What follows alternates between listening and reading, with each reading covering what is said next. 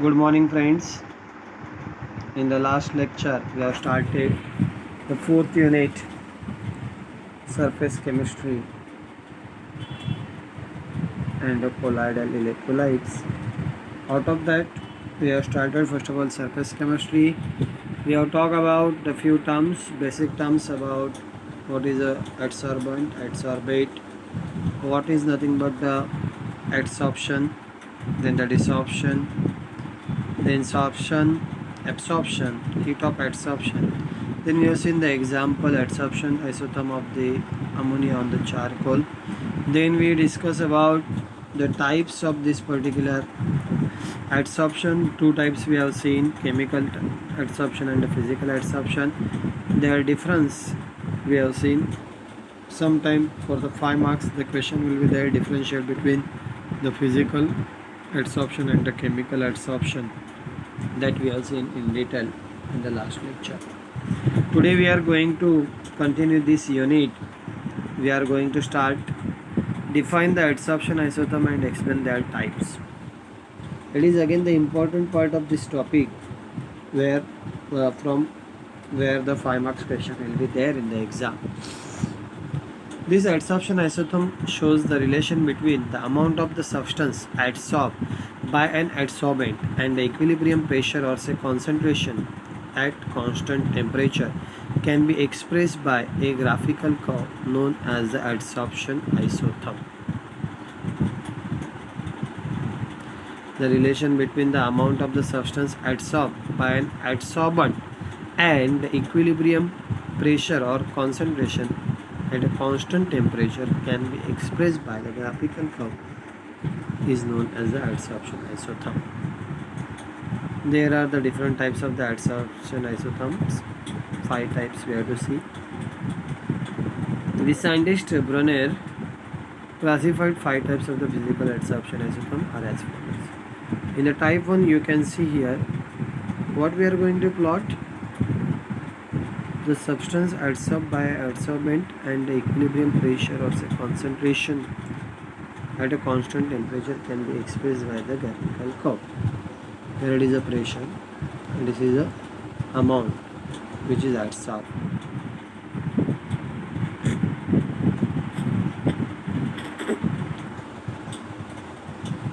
You can see adsorption goes on till the limiting value where E is equal to 0. It is a Langmuir isotherm which is an example of chemisorption as well as the monolayer physical adsorption. It accounts for the effect of pressure on adsorption of gas molecule on surface of adsorption. The adsorption of gas molecule is increases with increasing pressure till the saturation stage is reached. When the surface of adsorbent is fully covered with a single layer of gas molecule, example is given adsorption of nitrogen gas on charcoal at 78 Kelvin. Simple type is there, monolayer formation is there. Okay. In the second example, you can write the example first, then the next thing. Nitrogen gas on the silica gel, type 2. X by amount and the pressure is there. This you can see the X is shown here, transition point is there. This isotherm is observed in the multi-layered physical adsorption on non-porous material. The point Q represents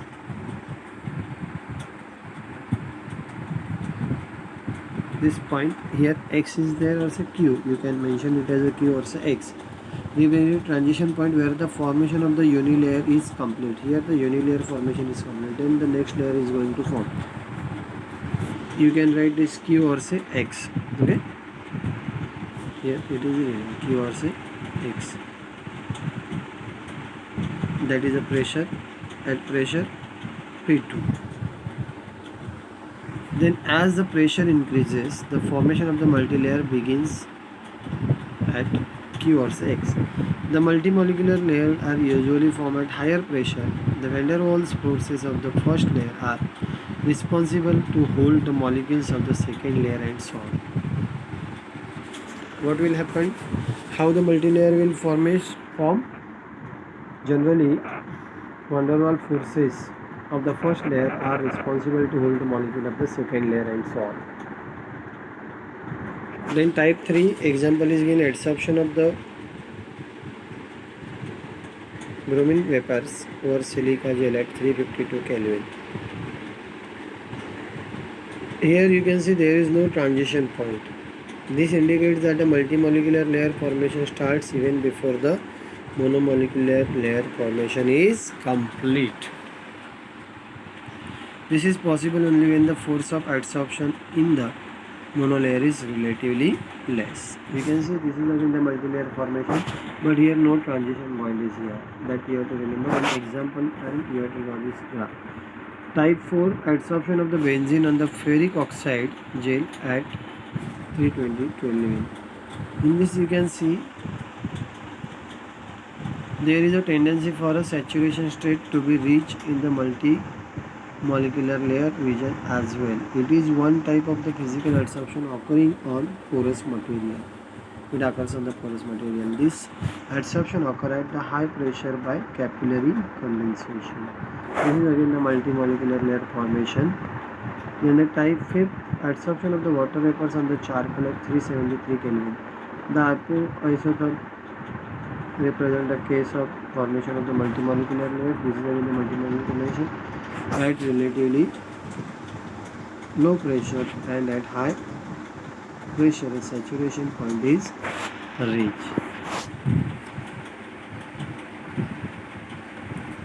At high pressure what will happen? Saturation point will reach. You can see here addition.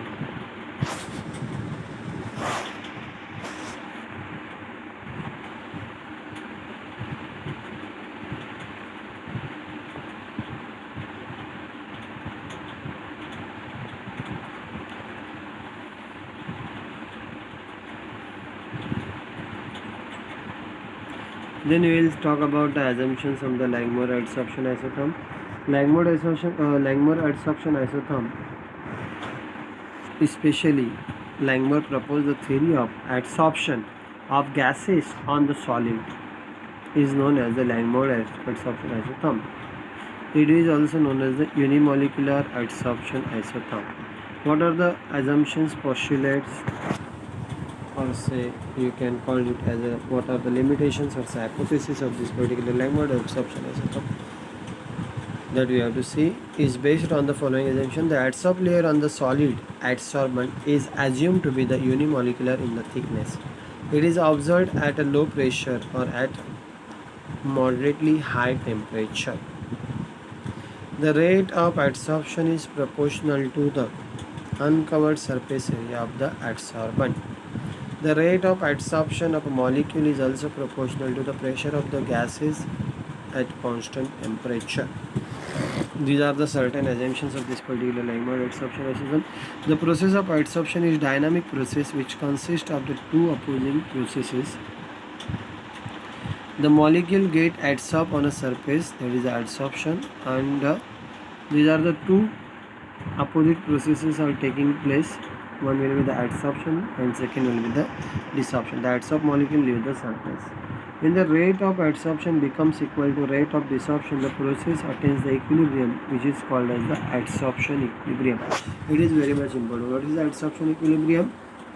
When the rate of adsorption becomes equal to the rate of desorption, the process attains the equilibrium, which is called as adsorption equilibrium.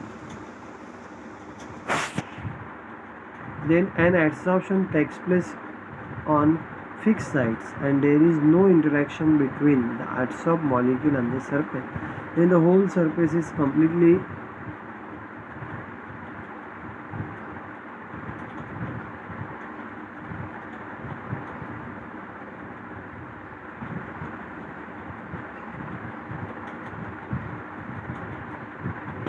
an adsorption takes place on the sides, fixed sites, and there is no interaction between the adsorbed molecule and the surface.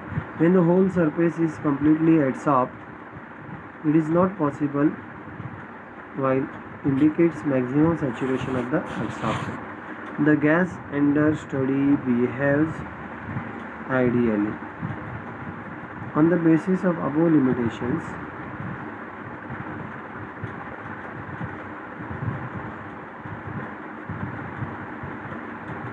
On the basis of above postulates, instead of the limits, you have to write over the postulates. Langmuir deduced the equation expressing the continuity relation between the pressure and the amount of the gas adsorbed at a constant temperature. For this purpose, he considered the unit area of the adsorbing surface exposed to the gas molecule of the gas while strike the surface and get adsorbed, while other molecules return to dissolve or evaporate from the surface. You can see here, let theta be the fraction of the total surface area covered by the adsorbed molecules at any instant. The fraction of the surface not covered by the adsorbed molecule is 1 minus theta. This is the theta and not adsorbed by the 1 minus theta. Rate of adsorption of the gas is directly proportional to the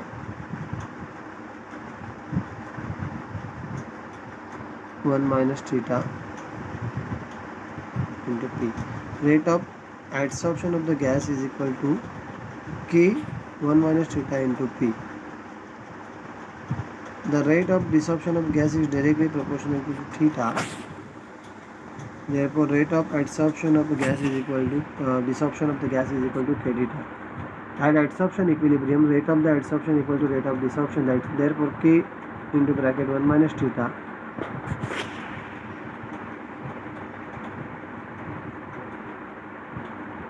into P is equal to K dash theta. Here, this you have to take. What is there?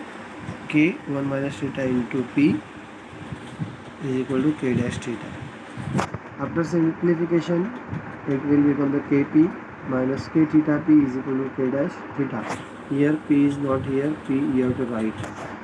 Okay, then Kp is equal to K theta P plus K dash theta. Kp is equal to theta in bracket Kp plus K dash. That is nothing but theta is equal to Kp upon Kp plus K dash.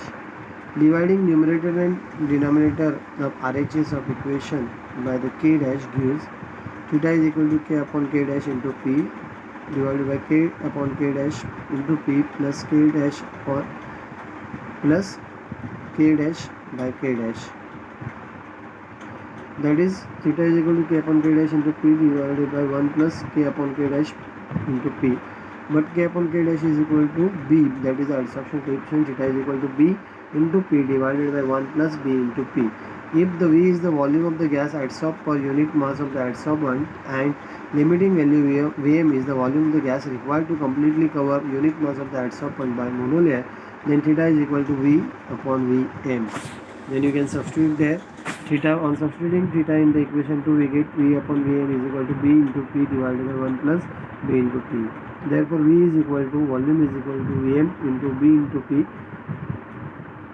divided by 1 plus B into P. This equation 2 and 3 represent the Langmuir adsorption isotherm. This equation rearranged as P upon V is equal to P by Vm plus 1 upon B into Vm. This is the equation number 4. And by plotting the graph, you can check the validity of the Langmuir adsorption isotherm. The graph of P upon V against the P should be straight line with a slope 1 upon Vm and intersect 1 upon B into Vm on the y-axis.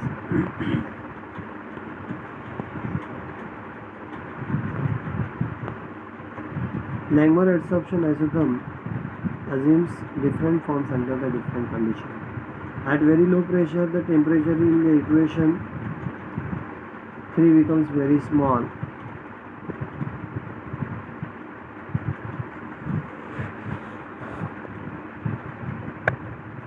Compared to the unit age, equation 3 reduces to the V is equal to Vm into B into P. That is, volume of the gas adsorbed is directly proportional to the pressure of the gas. At very high pressure, the temperature